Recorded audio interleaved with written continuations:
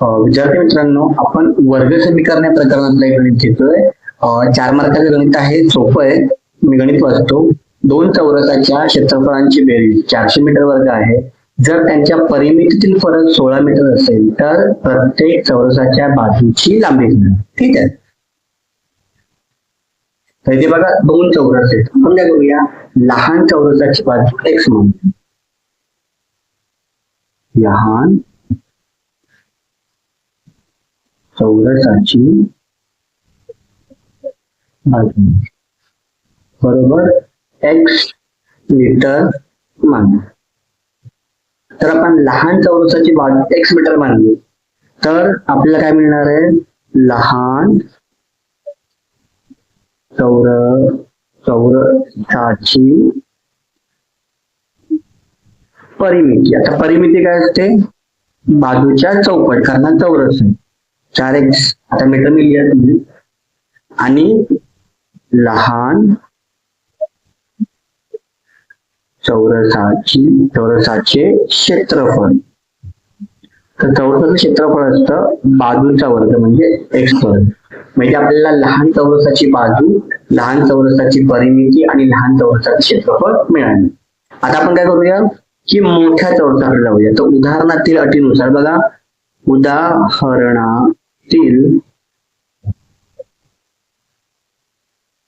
दुसऱ्या अटीनुसार आपण दुसऱ्या आधी वापरणार आहोत. दुसऱ्या अट काय सांगते की मोठ्या चौरसाची परिमिती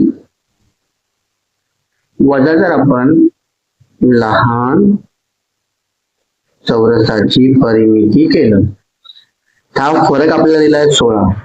ठीक आहे. दुसरी अट आहे मोठ्या चौरसाची परिमिती वजा लहान चौरसाची परिमिती बरोबर 16. आता लहान चौरसाची परिमिती आपण काढली होती 4x आणि म्हणून मोठ्या चौरसाची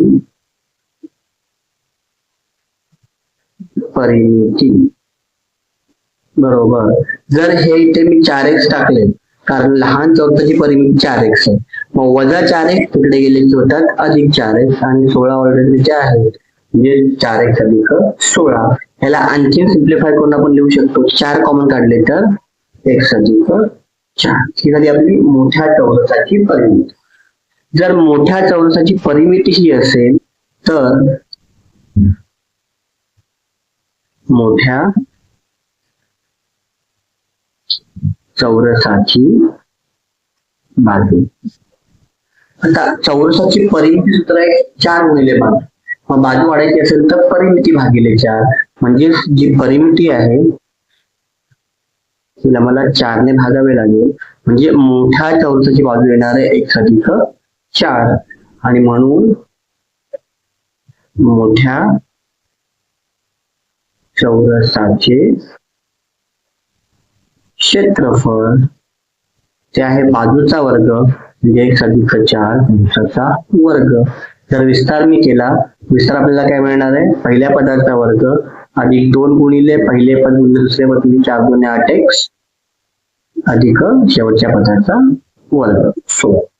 मग याला आपण देऊया समीकरण 1 लहान चौरसाचे क्षेत्रफळ, समीकरण 2 मोठ्या चौरसाचे क्षेत्रफळ आणि आता येऊया उदाहरणातील पहिल्या अटीवरती. मग उदाहरणातील पहिल्या अटीनुसार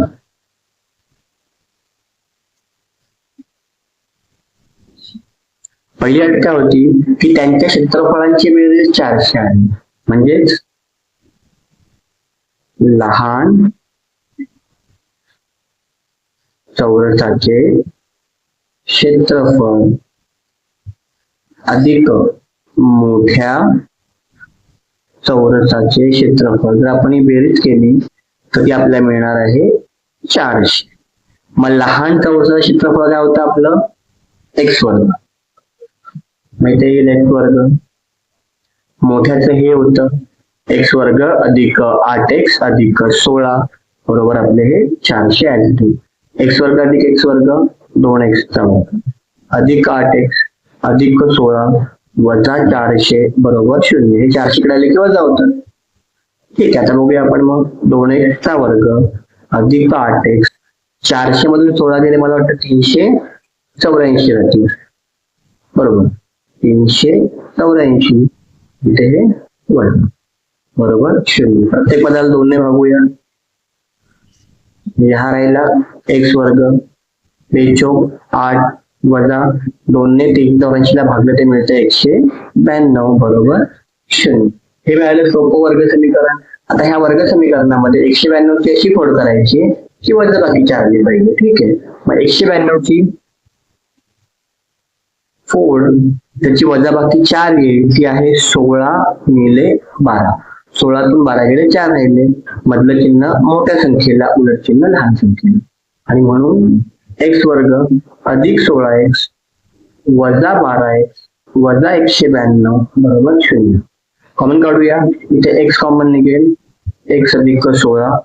इथे वजा 12 कॉमन निघतील, पुन्हा x अधिक 16 बरोबर 0. दोन्ही कंस सारखे, म्हणून x अधिक 16 दुसरा x वजा 12 बरोबर 0.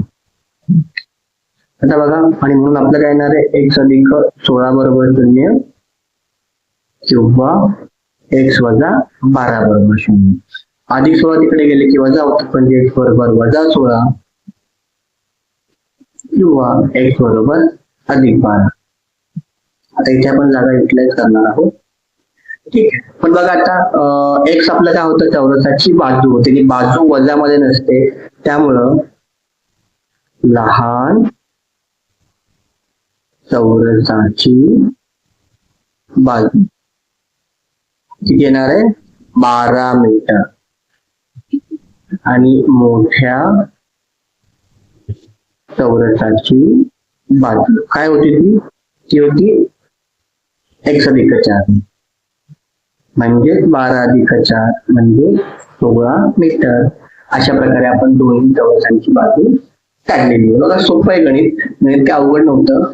फक्त आपल्याला गणितातली ज्या अटी आहेत त्या अटी समजून घ्यायच्या होत्या. आपण दोन्ही अटी समजून घेतल्या आणि त्यानुसार आपण हे गणित सोडवलेलं आहे. महत्वाचं गणित ते मार्च 2020 ला विचारलेलं आहे. असे गणित तुम्हाला हवे असतील तर चॅनल मला सबस्क्राईब करू शकता. युट्यूबवर सबस्क्राईब करा, फेसबुकवर फॉलो करा आणि व्हिडिओ लाईक आणि शेअर करत राहा. तुम्हाला असेच नवनवीन व्हिडिओ मिळत.